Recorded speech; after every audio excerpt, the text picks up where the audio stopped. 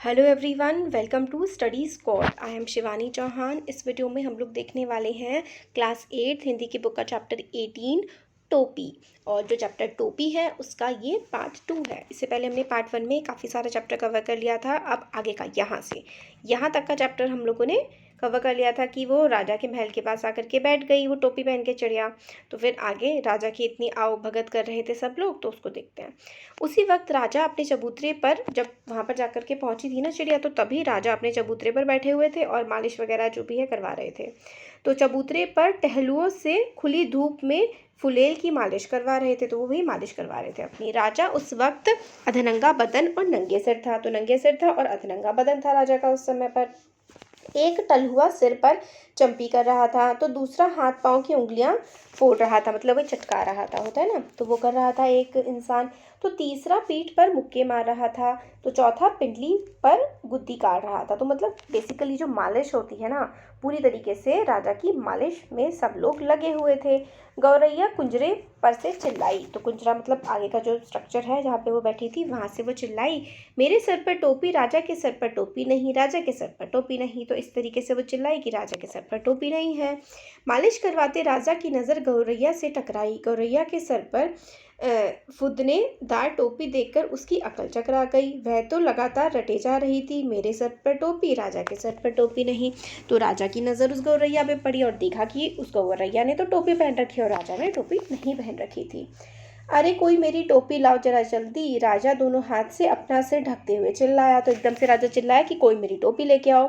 टोपी आ गई, राजा ने झट पहन ली। देख रही फदगुद्दी, मेरी टोपी में 5 फुदके। गौरैया ने अब दूसरा ही राग अलापना शुरू कर दिया, राजा की टोपी में एक भी नहीं, मेरी टोपी में 5 फुदके, राजा की टोपी में फुदके नहीं। तो उसके में फुदके थे ना, डिज़ाइन था, तो राजा की टोपी में नहीं था। अब वो ये चिल्लाने लगी। राजा को बेहद ऐठी सी महसूस हुई। इस मुल्क के महाबली राजा के सामने एक चिड़िया की यह मजाल।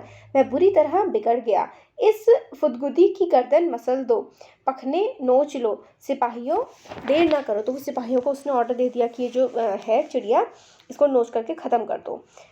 क्षमा करें महाराज, मंत्री ने हाथ जोड़ दिए, मच्छर मारकर हाथ क्यों गंदे करना, अपने आप चली जाएगी। तो मंत्री कहने लगा कि क्या फ़ायदा मारने का, अपने हाथ क्यों गंदे करे, खुद चली जाएगी। तब राजा सिपाहियों से बोला, यह ऐसे नहीं मानेगी, इसकी टोपी छीन ले आओ, इसे मैं पैरों से ठोकर मारूंगा। तो कहा कि चलो ठीक है, मारते नहीं है, बट इसकी टोपी ले आओ, उसको मैं पैरों से ठोकर मार दूंगा। एक सिपाही ने गुलेल मारकर गौरैया की टोपी नीचे गिरा दी, तो दूसरे सिपाही ने झटफट टोपी लपक ली और राजा के सामने पेश कर दिया। राजा टोपी को पैरों से मसलने ही जा रहा था कि उसकी खूबसूरती देखकर दंग रह गया। तो राजा उस टोपी को मसलने जा रहा था, तभी उसकी खूबसूरती देखी तो लगा कि वाह कितनी अच्छी है। कारीगरी के इस नायाब नमूने को देखकर वह जड़ हो गया। मेरे राज में मेरे सिवा इतनी खूबसूरत टोपी किसी दूसरे के पास कैसे पहुंची। सोचते हुए राजा उसे उलट पुलट देखने लगा। तो वो सोचने लगा कि मेरे राज में मेरे अलावा किसी के पास इतनी खूबसूरत टोपी कैसे हो सकती है, इसकी इतनी नगीना टोपी इस मुल्क में बनाई किसने। तो वो सोचते हैं कि इस देश में इतनी अच्छी टोपी किसने बनाई। राजा के मन में एक ख्याल आया, अब तो उस हुनूरमंद कारीगर की खोज होने लगी। राजा चाहे और पता ना चले तो वही पता लग गया। गिरते पड़ते दर्जी हाजिर हुआ। दुहाई अन्नदाता, इतनी बढ़िया टोपी तुमने कभी हमारे लिए क्यों नहीं बनाई। मेघों की गड़गड़ाहट की मानिंद राजा की आवाज़ निकली। तो मेघ जैसे गरजते हैं बहुत ही तेज, इस तरीके से राजा ने बोला कि इतनी खूबसूरत टोपी तुमने मेरे लिए तो कभी नहीं बनाई, इसके लिए कैसे बना दी। दुहाई अन्नदाता, हमें दुहाई नहीं, वजह बताओ। कपड़ा बहुत उम्दा था सरकार, एकदम गफश और जबीद। ऐसा उम्दा कपड़ा किसने बुना। नाक की मानिंद राजा फूंक मारने लगा, नाक की तरफ फूंक मारने लगा। गिरते पड़ते बुनकर हाजिर हुआ, मारे बख्शे सरकार। तो फिर बुनकर भी हाजिर हो गया कि भाई इतना अच्छा कपड़ा कैसे बुना। तो वो कहता है माफ़ी नहीं, वजह बताओ। माफ़ी मांगने लगता है राजा से बुनकर कि भाई मैंने आपके लिए नहीं बनाई थी अच्छी और इसके लिए बना दी। तो फिर सूत बड़ा उम्दा था सरकार, एकदम महीन और लच्छेदार। तो कहते हैं सूत बहुत अच्छा था, इतना महीन सूत किसने काता। शेर की मानिंद राजा ने दहाड़ मारी, तो शेर की तरह राजा ने दहाड़ मारी, कितना अच्छा सूत किसने काता। गिरते पड़ते कोरी हाजिर हुआ, जान बख्शे महाराज, जान नहीं, वजह बताओ। तो फिर से कहा कि वजह बताओ कि कैसे इतना अच्छा सूत काता। तो कहते हैं रुई बड़ी बेहतरीन थी सरकार, एकदम बादलों की तरह धुनी हुई। इतनी बेहतरीन रुई किसने धुनी? बिजली की तरह राजा की आवाज़ कट के फिर से राजा कड़का कि इतनी बेहतरीन रुई किसने धुनी? हाफते छाती पीटते दुनिया हाजिर हुआ, क्षमा अन्नदाता, क्षमा। क्षमा का मतलब यहाँ पर है क्षमा। वजह बताओ, राजा गुस्से से कांप रहा था। तुम चारों ने मिलकर इस गौरैया का काम किया, हमारे लिए आज तक ऐसा काम क्यों नहीं किया? तो कहते हैं आपके लिए भी किया सरकार।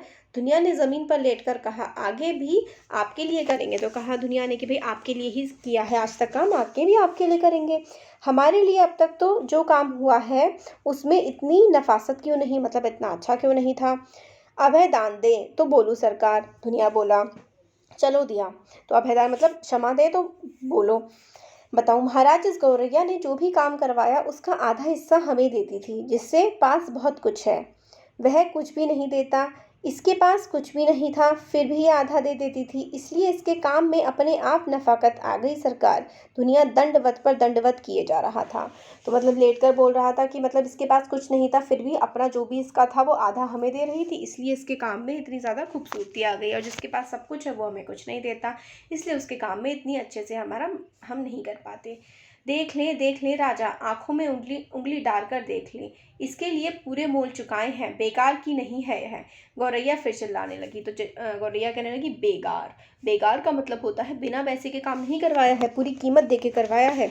यह राजा तो कंगाल है, निरा कंगाल, इसका धन घट गया है, इसे टोपी तक नहीं जुड़ती, तभी तो इसने मेरी टोपी छीन ली। तो गौरैया और चिल्लाने लगी कि राजा तो कंगाल है, इसके पास तो पैसा ही नहीं है, तभी तो इससे एक टोपी भी नहीं ली जा रही और मेरी टोपी छीन ली इसने।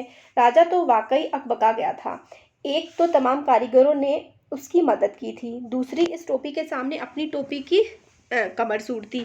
कमर सूरती का मतलब यहाँ पे यह है कि मतलब अच्छी नहीं लग रही थी, कम लग रही थी। जैसे कि गौरैया की टोपी थी, राजा की टोपी इतनी अच्छी तो लगी नहीं रही थी इस टोपी के सामने वो, है ना। तीसरे, खजाने की खुलती पोल। इस पाखी को कैसे पता चला कि धन घट गया है? तमाम बेगार करवाने, बहुत सख्ती से लगान वसूलने के बावजूद राजा का खजाना खाली ही रहता था। तो इतना कुछ करता था राजा, फिर भी उसका खजाना खाली रहता था।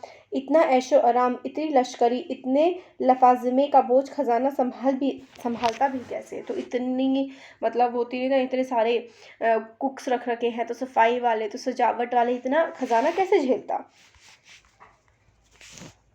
तमाम लोग निकल आए थे यह अनोखा तमाशा देखने। मंत्री ने हेलो से कहा, यह मुंह फट तो महाराज को बेपर्दा ही करके दम लेगी।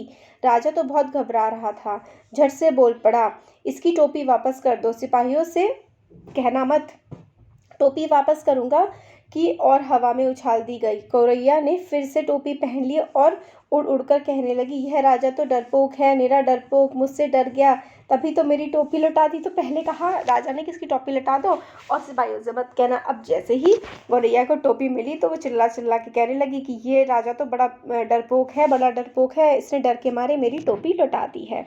कौन इस मुँह फटके मुँह लगे, क्यों मंत्री जी, कहकर राजा ने अपनी टोपी कसकर पकड़ ली। तो फिर एकदम से राजा ने अपनी टोपी कसकर पकड़ ली, कहा कि इस मुँह फटके मुँह कौन लगे, है ना मंत्री जी, और बस चुपचाप बैठ गया। यही था पूरा चैप्टर। इसमें देखिए बेसिकली ना यही बताने की कोशिश की गई है कि अगर आप किसी से अच्छा काम करवाना चाहते हैं तो उसका अच्छा मूल भी दिया जाए।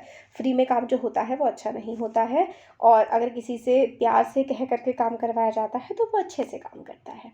बस यही था इसमें। तो 2 वीडियोज़ बने इसके, और अब हमारी हिंदी की बुक भी कंप्लीट हो गई है और भारत की खोज भी कंप्लीट हो गई है। अब हम करेंगे संस्कृत, फिर करेंगे साइंस, और मैथ्स भी हमारी कंप्लीट है ना। तो कैसा लगा वीडियो ज़रूर बताइए। अच्छा लगा तो लाइक करिए, चैनल को सब्सक्राइब करिए, अपने फ्रेंड्स के साथ शेयर करिए। Thank you.